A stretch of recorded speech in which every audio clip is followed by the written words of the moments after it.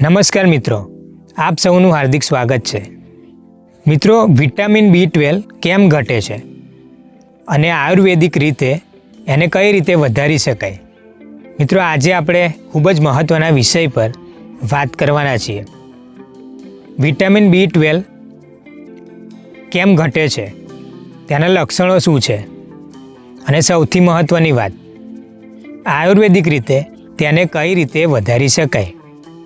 મિત્રો, વિડીયોને અંત સુધી જરૂર જુઓ, કારણ કે ઘણીવાર લોકો થાક, ચક્કર, હાથ પગમાં જણજણાટ આવી બધી સમસ્યાઓને સામાન્ય માની લે છે, પણ તે વિટામિન B12ની કમીનું સંકેત હોઈ શકે છે। વિટામિન B12 શું છે? વિટામિન B12, જેને કોબાલામિન પણ કહેવામાં આવે છે, એ આપણા શરીર માટે ખૂબ જ જરૂરી પોષક તત્વ છે।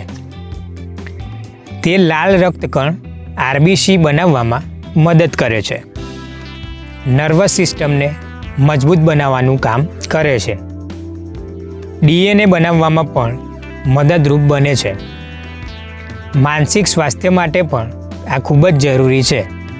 જો વિટામિન B12ની કમી થાય તો શરીરમાં અનેક સમસ્યાઓ શરૂ થાય છે।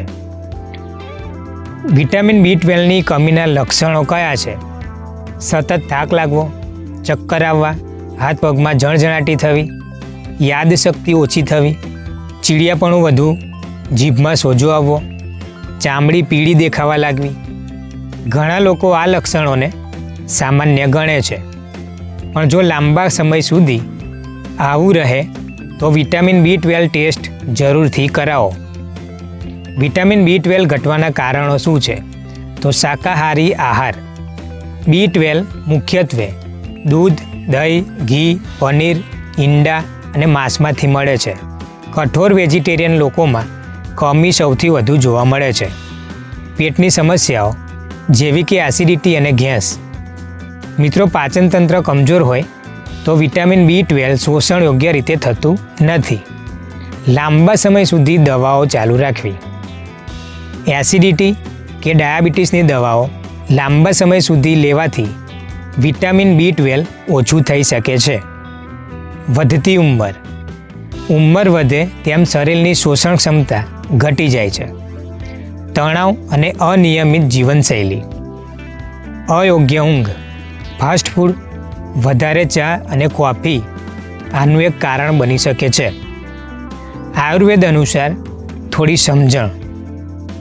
આયુર્વેદમાં સીધું વિટામિન B12ને B12 નથી કહેવાતું, પણ તેને રક્તક્ષય અને વાત દોષ વૃદ્ધિ સાથે જોડાયેલી સમસ્યા માનવામાં આવે છે।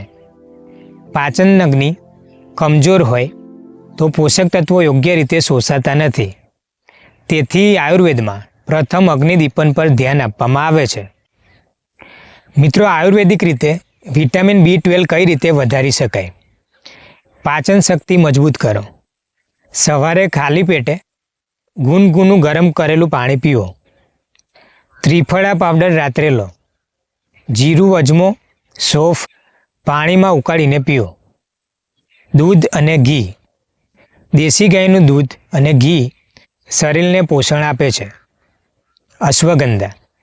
અશ્વગંધા નર્વસ સિસ્ટમ મજબૂત કરે છે અને થાક દૂર કરે છે। શતાવરી અને દ્રાક્ષ રક્તવર્ધક તરીકે કામ કરે છે। સંતુલિત આહાર, દૂધ, દહીં, છાશ, મગ, તુવેર અને લીલા શાકભાજી।